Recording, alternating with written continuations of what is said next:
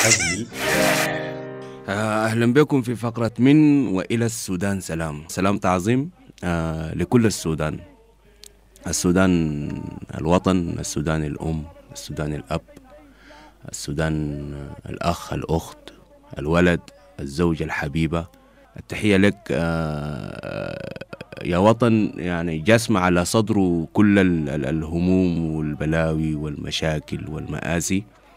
بالحديث عن السودان، بالنسبة لنا إحنا كطالبي لجوء خارج السودان وبنعيش تفاصيل بتاعت حياة من المستحيل أنه يتخيلها يعني أهلنا في السودان.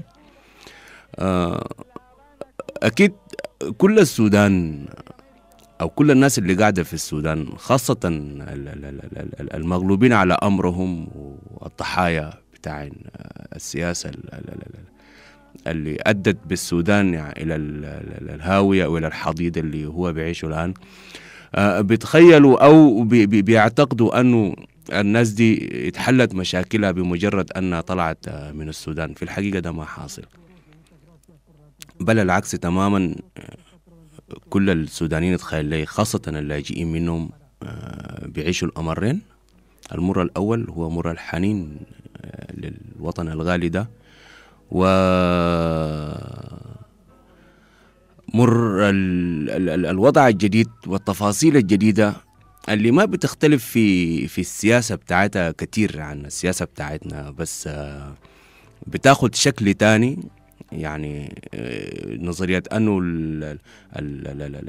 السياسة غير متغيرة، إنما هي ماخدة واجهات هنا شوية مموسقة، مش عارف أنا طبعا الكلمات الحلوة دي ما بعرف، لكن حاجة كده مغلفة بشعارات بتاعت الجسدية، العدالة، الحرية،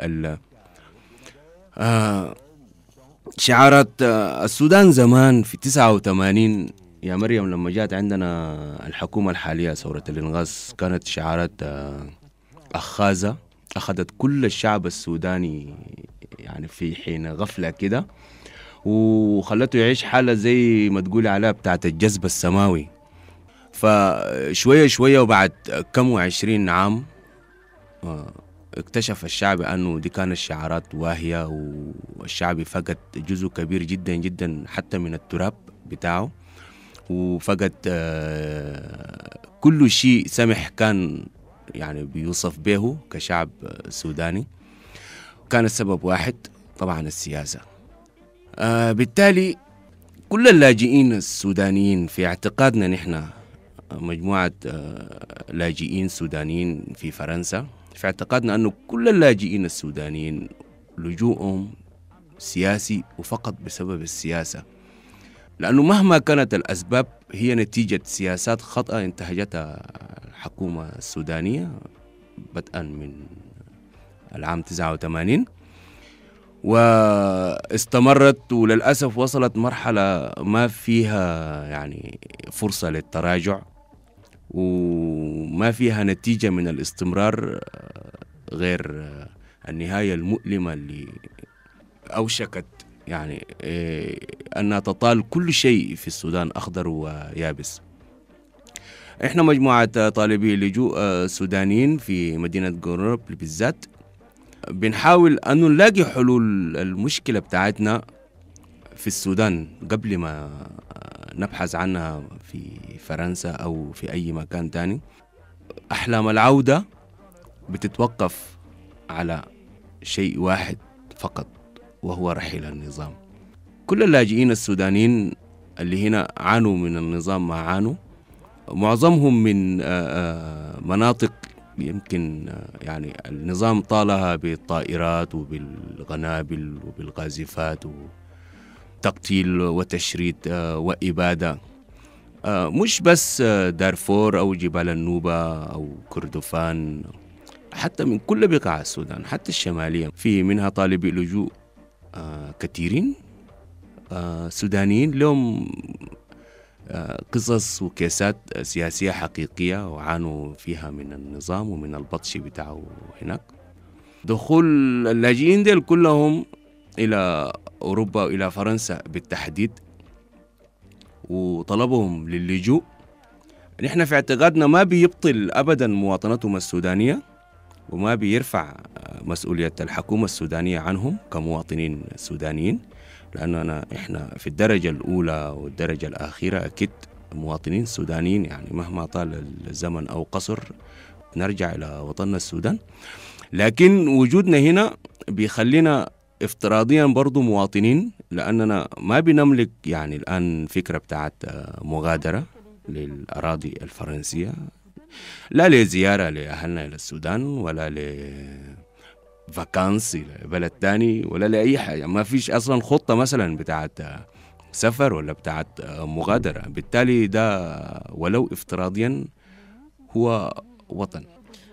Je précise que moi là je vais plus faire de la traduction, enfin de la traduction, plutôt essayer de résumer un peu ce qui vient d'être dit par Nasreddine, et du coup dans ce qu'il disait c'est essayer vraiment de parler aux personnes soudanaises qui sont encore là-bas, de leur dire que de ne pas imaginer que leurs conditions de vie ici en tant que demandeurs d'asile en France sont idéales, du coup comme pourraient se l'imaginer des personnes encore là-bas.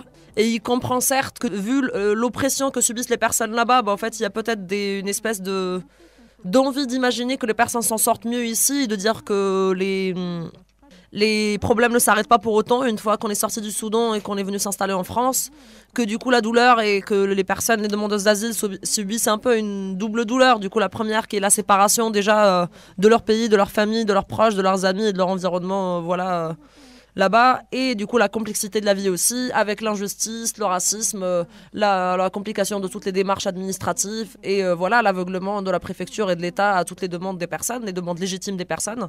Du coup aussi parler un peu de la situation soudanaise.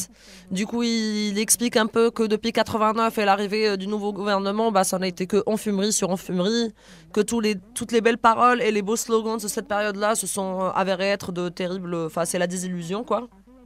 Et qui précise bien que pour lui, tous les demandeurs d'asile soudanais sont des demandeurs d'asile politiques, car le départ de toutes ces personnes-là est lié éminemment à des raisons politiques et à des mauvais choix politiques faits par le gouvernement actuel.